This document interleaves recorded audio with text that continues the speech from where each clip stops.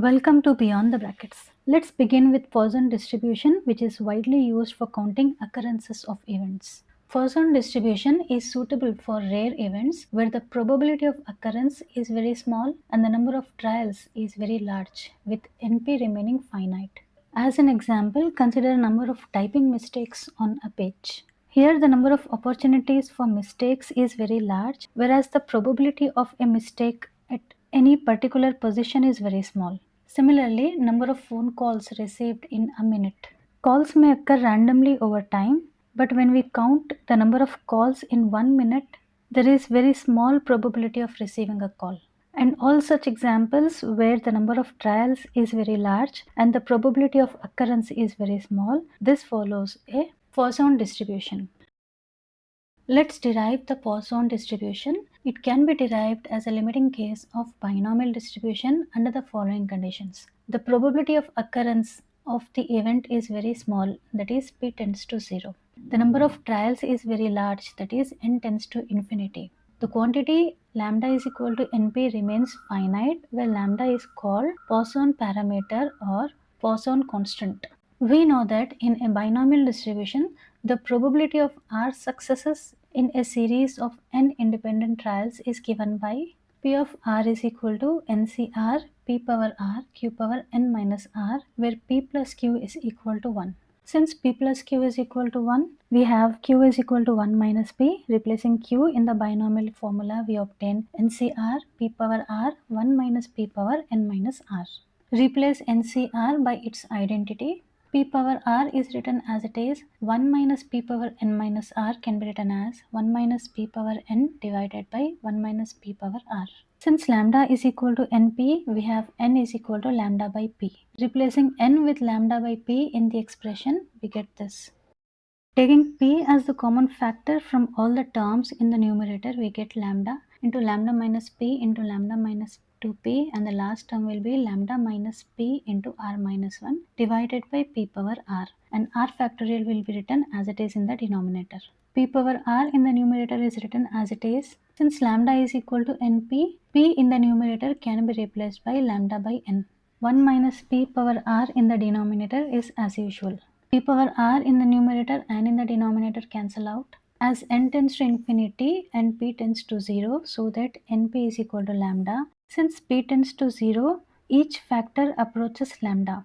Hence we get r factors of lambda. Divided by r factorial is as usual. Also limit n tends to infinity 1 minus lambda by n power n, and limit p tends to 0 1 by 1 minus p power r. We obtain P of r is equal to lambda power r by r factorial. To express this term in the standard limit form, we rewrite the term as 1 minus lambda by n power minus n by lambda whole power minus lambda.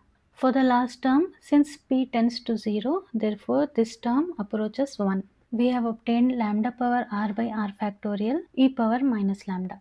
Hence, probability mass function for Poisson distribution is given by P of r is equal to e power minus lambda power r by r factorial. Moving on to find the constants of the Poisson distribution, we'll start with mean. Since it is a discrete probability distribution, mean is given by summation r is from 0 to infinity r into P of r. Note that in binomial distribution, the random variable r takes the values from 0 to n, since the number of trials is finite. But in Poisson distribution, the number of occurrences are extending indefinitely. So r takes the value from 0 to infinity. Substituting the value of probability mass function, we get e power minus lambda power r by r factorial. Since the summation is with respect to r and e power minus lambda is independent of r, so it can be taken outside the summation. R factorial in the denominator can be written as r into r minus 1 factorial. R in the numerator and in the denominator cancel out, and we get e power minus lambda. Now the summations should start with r is equal to 1, because when r is equal to 0, we get minus 1 factorial, which is not defined. So we get summation r is from 1 to infinity lambda power r by r minus 1 factorial. To simplify the summation, let's put r minus 1 is equal to x. We get e power minus lambda summation. When r is equal to 1, x will be equal to 0. and when r is equal to infinity, x will also be equal to infinity. So summation will be x is from 0 to infinity, lambda power here r is equal to x plus 1 divided by r minus 1 is x factorial. Lambda power x plus 1 can be written as lambda into lambda power x. Since lambda is constant with respect to the summation, it can be taken outside the summation. Summation x is from 0 to infinity lambda power x by x factorial is the standard expansion of e power lambda. Since the bases are same, we can add the powers. We get e power lambda minus lambda, which simplifies to 1. Therefore, the mean of Poisson distribution is lambda.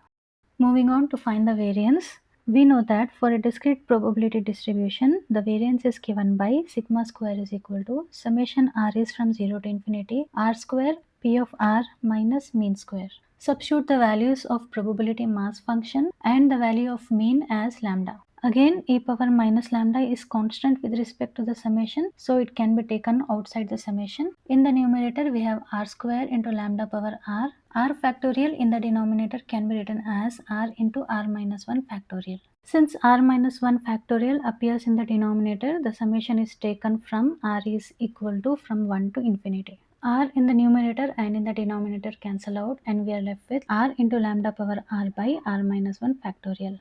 To split the summation, subtract and add 1 in the numerator, so we get summation r is from 1 to infinity r minus 1 into lambda power r by r minus 1 factorial plus summation r is from 1 to infinity lambda power r by r minus 1 factorial minus lambda square.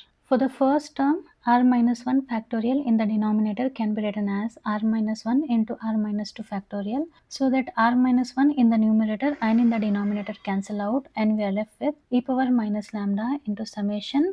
Since r minus 2 factorial appears in the denominator, we write the summation r is from 2 to infinity lambda power r by r minus 2 factorial plus summation r is from 1 to infinity lambda power r by r minus 1 factorial minus lambda square.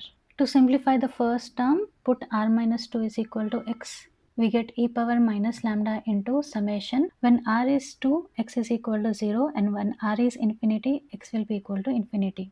Lambda power r will be equal to x plus 2 divided by r minus 2 factorial is same as x factorial. To simplify the second term, put r minus 1 is equal to y.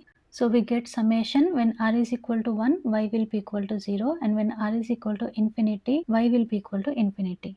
Lambda power r will be equal to y plus 1 divided by r minus 1 factorial is same as y factorial minus lambda square. Lambda power x plus 2 can be written as lambda power x into lambda square, where lambda square will be constant which can be taken outside the summation, and lambda power y plus 1 can be written as lambda power y into lambda, where lambda will be constant which can be taken outside the summation, which is simplified as e power minus lambda into lambda square. This series is the standard expansion of e power lambda plus lambda, and this series is also the standard expansion of e power lambda minus lambda square.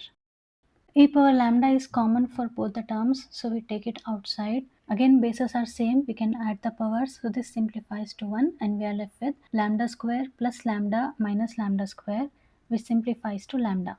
Let's proceed to find the moment generating function. For a discrete probability distribution, moment generating function is given by this expression, which can be written as summation r is from 0 to infinity e power tr into p of r. Substituting the value of probability mass function, we have summation r is from 0 to infinity e power tr e power minus lambda lambda power r by r factorial. Since e power minus lambda is constant for the summation, so we can take it outside the summation.